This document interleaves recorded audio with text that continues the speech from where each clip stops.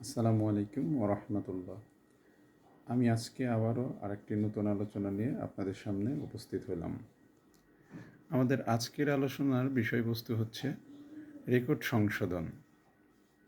দেখুন, রাষ্ট্রীয় অধিগ্রহণ ও প্রজাস্বত্ব আইন 1950-এর 144 ধারা, অর্থাৎ জরিপ শেষ হওয়ার পরে যদি কোনো জরিপ পরবর্তী সময়ে জরিপ প্রকাশিত হওয়ার পরে যদি কোনো ভুল হয়ে থাকে, যেমন আপনার নামে জমি রেকর্ড হওয়ার কথা সেটা আপনার নামে রেকর্ড না হয়ে অন্য মানুষের নামে রেকর্ড হয়েছে, বা যদি জমির পরিমাণ আপনার হওয়ার কথা 20 শতক, যদি সেখানে 20 শতকের স্থলে 10 শতক হয়ে যায়, সেই ক্ষেত্রে কী করণীয়? সেই ক্ষেত্রে রেকর্ড সংশোধনের জন্য 145 ধারাতে 145-এর এখানে আপনার রেকর্ড সংশোধনের ব্যবস্থা গ্রহণ করা হয়েছে।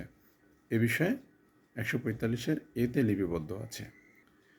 সেখানে আপনার এ সংক্রান্ত মামলা আপনি দাখিল করবেন বিজ্ঞ ল্যান্ড সার্ভে ট্রাইব্যুনাল আদালতে।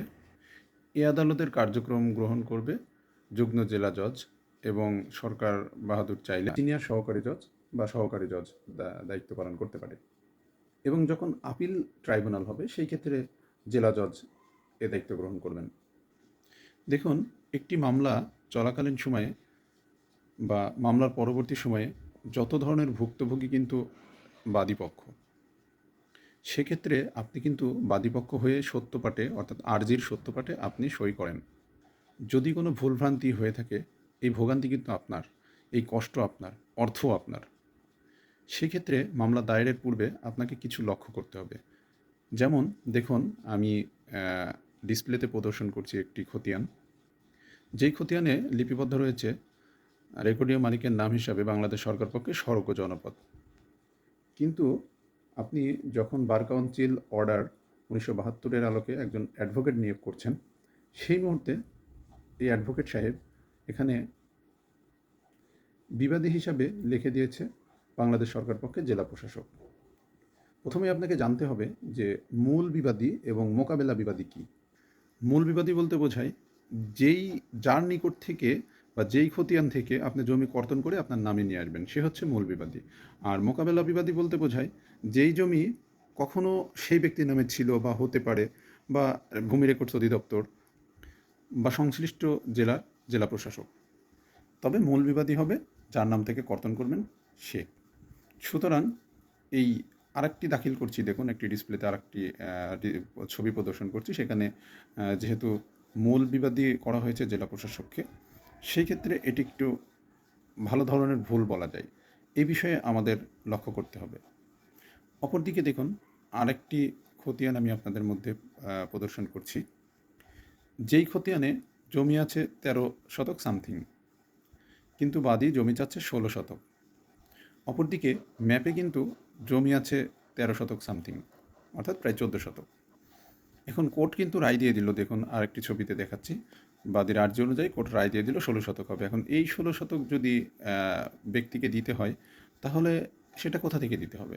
সেটা দিতে গেলে তো অন্য দাগের মধ্যে ঢুকে যায়। দেখুন আরেকটি ছবি আমি প্রদর্শন করলাম। যদি অতিরিক্ত জমিটুকু পাবলিককে দিতে হয়, তাহলে এই কালিকৃত দাগের মধ্যে ঢুকে যাবে। অর্থাৎ কোর্টের রায় মোতাবেক কোর্ট যেভাবে বলছে সেইভাবে কিন্তু ব্যক্তি চাইলেও দেওয়া সম্ভব হচ্ছে না। অর্থাৎ ওই দাগে ব্যক্তি যেই পরিমাণ জমি চাই বা চেয়েছে, কোর্ট যেভাবে রায় দিয়েছে সেভাবে দেওয়া সম্ভব না, কারণ ব্যক্তির আর্জি বর্ণিত জমিতে বা দাগে ওই পরিমাণ জমি নেই।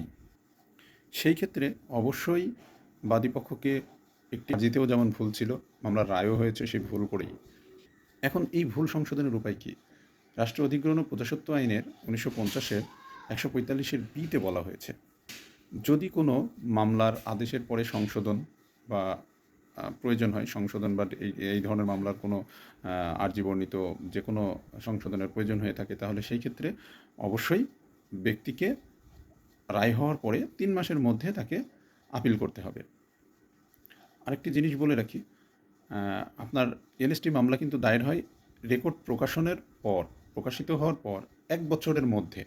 ঠিক একইভাবে 143-এর বিতে যখন আপনার রায় হওয়ার পরে এই সংশোধনের জন্য আপনাকে সময় দেওয়া হয়েছে মাত্র 3 মাস। এই 3 মাসের মধ্যে আপনাকে অবশ্যই আপিল করতে হবে।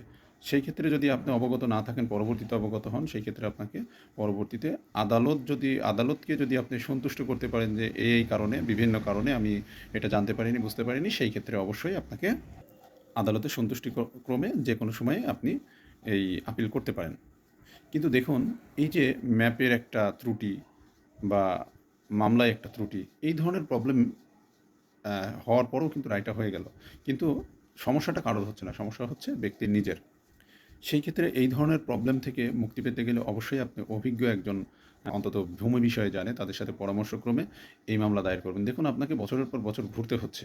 একবার যদি ভূমির ঝামেলায় পড়তে হয়, তাহলে কষ্টের সীমা নেই। সেই ক্ষেত্রে অবশ্যই আপনি একজন অভিজ্ঞ, যে অন্তত ভূমি বিষয়ে জানে, ম্যাপ বিষয়ে জানে, অন্তত মামলা রুজু করার পূর্বে হলেও, হ্যাঁ, আপনি অবশ্যই তাকে দেখিয়ে নেবেন, যাতে অন্তত আপনার কষ্টটা লাঘব হয়। আমি আমার আলোচনাগুলা আসলে কোনো বইয়ের বা একাডেমিক কোনো কিছু নিয়ে আলোচনা করি না। আমি যখন অফিসিয়াল কার্যক্রম করতে গিয়ে যখন যে ধরনের প্রবলেমটা ফেস করি ব্যক্তি হিসাবে, একজন সরকারের কর্মচারী হিসাবে নয়, ব্যক্তি হিসাবে যে প্রবলেমগুলো ফেস করি সেগুলো নিয়েই আপনাদের মাঝে উপস্থিত হই। তো আজকে আমার আলোচনার সমাপ্তি করে আপনাদের মধ্যে থেকে বিদায় নিচ্ছি। আশা করি পরবর্তীতে আবারও কোনো আলোচনা নিয়ে আপনাদের সামনে উপস্থিত হব। সবাই ভালো থাকবেন, আমার জন্য দোয়া করবেন। আসসালামু আলাইকুম ওয়া রাহমাতুল্লাহ।